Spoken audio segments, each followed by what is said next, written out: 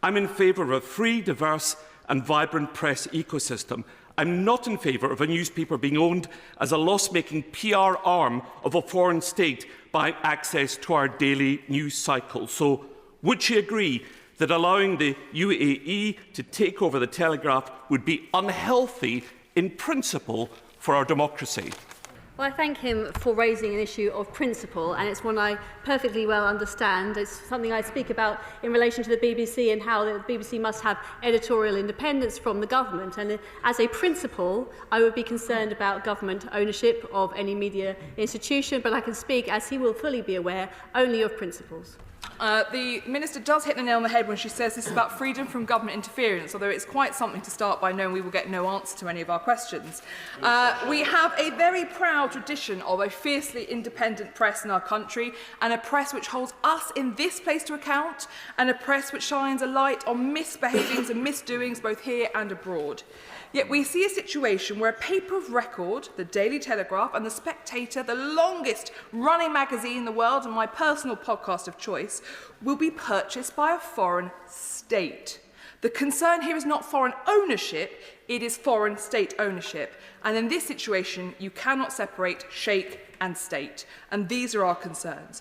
Well, I thank the Honourable Lady for her questions. Now, as she is aware, a public interest intervention notice has been issued in this case. That means that I'm not able to speak to a number of the points that will be likely raised, but it does also mean that there are powers under the Enterprise Act that allow us to look into acquisitions of this nature, that allow us to look at issues of media freedom and of expression, that allow us, we also have powers in relation to the National Security Act, which the Cabinet Office has a role in, and will allow the Secretary of State for Culture to look at some of the questions that she raises. There will now be an investigation by the Competition and Markets Authority, but also Ofcom.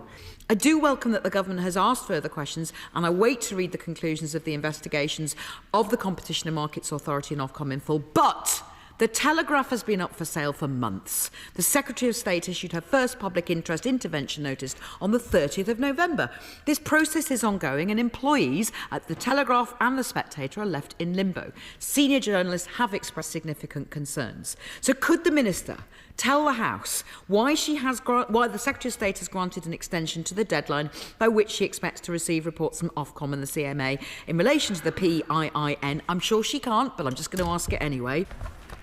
I thank her for her rather hyperbolic intervention. Now, we are having a debate because a public interest intervention notice has been issued. Two notices have been issued. The government takes its powers in this respect extremely seriously. The Competition and Markets Authority and Ofcom will be given the space and time to look into all of these issues in detail, and those notices were issued because the Secretary of State takes these issues of media freedom extremely seriously and the ownership of important British media institutions.